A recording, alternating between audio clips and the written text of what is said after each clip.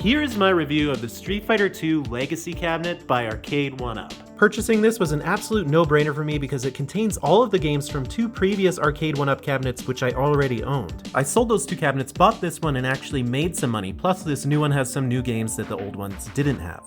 The cabinet came very securely packed in this giant box and was fairly easy to assemble. All you need to assemble it is a screwdriver. It did take me a couple hours to assemble, I'm not gonna lie, because I was watching TV and not paying a ton of attention while I was doing it and I screwed up a few times. It does help if you can have a second person help you near the end of the assembly because it gets a bit big and unwieldy. As you can see, the design of this cabinet is very heavily inspired by the 90s Street Fighter II cabinet. The design of the cabinet is for the most part pretty slick. It comes with this separate base that you can use or not use. It's one of those things, if you walk into someone's home and see this arcade cabinet, you just gotta play it.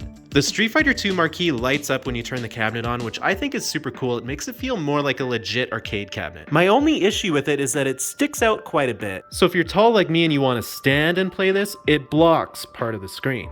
But I think you're going to be sitting in a stool or a chair when you play this anyway. I must say I'm not a huge fan of this fake coin slot design on the front of the cabinet, but it is a little better than some of the other cabinets which are just a barrage of logos. I wish they printed on both sides of this panel so you could just have a black option if you preferred it. Before we get to the games themselves, let's talk about the controls. I've seen people online complain about the stock buttons on Arcade1Up cabinets, but I quite like them. I think they work great for what I use it for. Which, let's face it, is a lot of button mashing. This cabinet came with two joystick toppers. You can just unscrew this one and put the other one on if you want. The other one is a circular ball shape. I prefer this shape. There's a simple on and off switch and a volume switch. There's actually a lot of control over the volume, which is nice if you're trying to play this and, not wake someone up.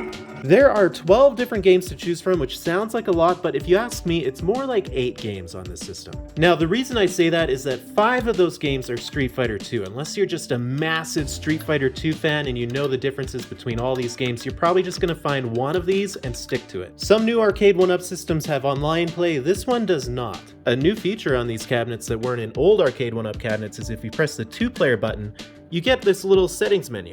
I am not very good at Street Fighter, to be honest, so being able to choose the difficulty when I'm playing against the computer is super helpful. Some games have more options than others. For example, in Stalkers, you can change the difficulty, the damage level, the game speed, max rounds, timer speed, demo sounds, and turn scan lines on or off.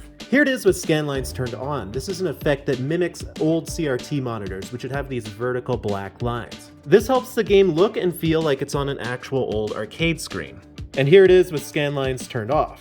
I prefer to have them off. I don't mind the pixelated look. As you can see, I'm not using the stand because I don't have a stand for my other cabinet, the Marvel Superheroes cabinet. Even in the middle of the day, that light up marquee really adds a lot to this cabinet compared to the Marvel Superheroes cabinet. I like the full side panel artwork on the Marvel Superheroes cabinet just a little bit better. That's why I chose to display them this way. It's a little annoying how these don't line up perfectly together. My old cabinets did line up perfectly together, and it was just a bit more aesthetically pleasing having them side by side like this. My biggest complaint about this cabinet, and honestly it's not a huge one, is this ridge right here. Your hand is always resting on it while you're playing. As you can see on my Marvel Superheroes Arcade1Up cabinet, there is no ridge and it's a bit more comfortable to play. As I mentioned before, there are 5 different versions of Street Fighter II. The one simply titled Street Fighter II is the worst in my opinion. You have a very seriously limited roster of characters. Compare this to the best version on this system, Street Fighter II Turbo. You have so many more characters to choose from. Not only that, the characters move a lot faster. Here's Street Fighter II Turbo, and here's Street Fighter II. You can see it's much slower and it's not as fun. This cabinet also includes Street Fighter 1, which I'd never played before, and honestly, it's not very good. You don't even get to select a fighter. It makes you either play as Ryu, or if you're playing 2-player, the other person gets to play as Ken. The controls don't feel good, the characters jump weird, and it's just not a lot of fun to play. But I appreciate that they included it. I played a ton of Street Fighter 2 on Super Nintendo growing up, and I always wondered what Street Fighter 1 was like.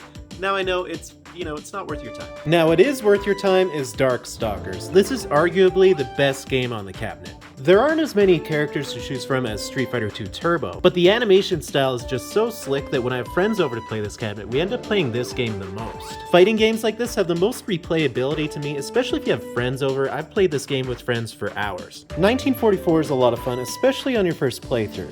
It's your typical overhead shooter game where you can get different upgrades to your weapons, and it's very fun. Each level ends with a boss fight encounter of sorts like this. You also have this bombing feature beyond your main weapon. So there's a bit of strategy as to when you use these bombs, but you have unlimited quarters when you play this machine, so even if a kid was trying to play it, it's not going to be too complicated for them. They can get by without even knowing that button exists. Next up is the side-scrolling beat-em-up Final Fight. You may have played this on Super Nintendo before. You can play 1-player or 2-player. Basically, you walk through the level and beat up bad guys. And you can choose between 3 different players. This bad guy stole your girl, that's the whole plot. That's all you need to know. This game, like most of these games, is most fun when played with a friend. Strider is a real weird one. It's a really difficult platformer fighting game. It took my buddy and I a couple hours to beat it. We would have went through just so many quarters in the actual arcade. It has these really cool but difficult boss fights at the end of each level. I highly suggest you try this game out. Ghosts and Goblins is an older side-scroller platformer game, and it's so damn hard. I'm gonna be honest with you guys, I didn't get very far in this game before I rage quit, but it is fun. Commando is similar to 1941, except you're playing a soldier on foot, and I would argue it's also harder. Seriously, one hit and you're dead. That was a quick overview of all the games on this cabinet. I find myself playing Dark Stalkers or Street Fighter 2 Turbo the most. But all of the games are actually a lot of fun, except for Street Fighter 1, and when I have friends over, everyone just loves playing this system. I highly recommend the Street Fighter 2 Legacy Arcade 1-Up cabinet. Let me know if you liked this review, and if you'd like to see a review on my Marvel Superheroes cabinet.